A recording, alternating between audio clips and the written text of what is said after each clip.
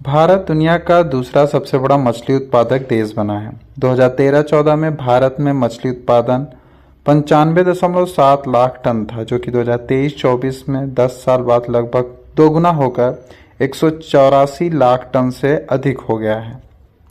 Global fishing sector में भारत की क्या भूमिका है? भारत वैश्विक मछली उत्पादन में लगभग 8% का हिस्सेदारी के साथ दूसरा सबसे बड़ा मछली उत्पादक देश बना है। प्रमुख मछली उत्पादक राज्य हैं आंध्र प्रदेश, पश्चिम बंगाल और कर्नाटक। अंतर्देशीय मत्स्य पालन कुल मत्स्य पालन में लगभग 75% से अधिक का योगदान देता है। वैश्विक स्तर पर भारत जलीय कृषि उत्पादन के मामले में दूसरे स्थान पर है। झींगा मछली उत्पादन में अग्रणी है और मछली पकड़ने के उत्पादन में तीसरे स्थान पर है। फिशिंग सेक्टर में मौजूद कौन कौन सी चुनौतियां हैं? पहला है पर्यावरण।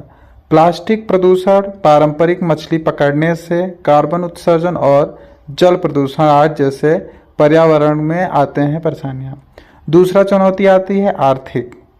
मछली क्षेत्र में असंगठित प्रकृति, छोटे पैमाने पर निर्वाह हेतु मछली पकड़ना, आवश्यक बुनियादी ढांचे का अभाव और उच्च परिवहन और विपणन लागत, ट्रांसपोर्टेशन का ज़्यादा लगना और उसमें जो भी छोटे छोटे निर्वहन है उसमें करने में मछली का ज़्यादा आर्थिक इकोनॉमिक पड़ता है, जिसके कारण यह चुनौती के रूप में आता है।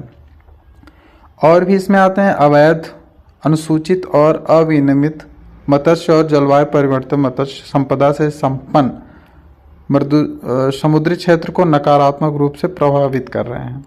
मतलब अगर आप अवैध तरीके से समुद्री मछलियां पकड़ेंगे तो उससे पर्यावरण परिवर्तन और भी जो इन्वायरमेंट इश्यूज हैं वो अलग चीज़ों पे इफेक्ट पड़ता है।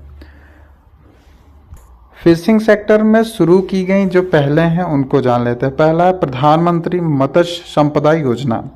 जलीय कृषि की उत्पादकता को बढ़ाना, मत्स्य प्रबंधन में सुधार करना और एकीकृत एक्वा पार्क स्थापित करना इसका लक्ष्य है। प्रधानमंत्री मत्स्य कृषि समृद्धि योजना प्रधानमंत्री मत्स्य संपदा योजना का एक ही उप योजना है। इसका उद्देश्य है कि वित्तीय और टेक्नोलॉजी हस्तक्षेप के माध्यम से फिशिंग क्षेत्र में मौजूद कमियों को दूर करना है। नीली क्रांति यह समुद्र और अंतर्देशीय मत्स्य दोनों को कवर करते हुए फिशिंग के क्षेत्र में डेवलपमेंट और उसको मैनेज करने के लिए एक दृष्टिकोण को लागू करती है।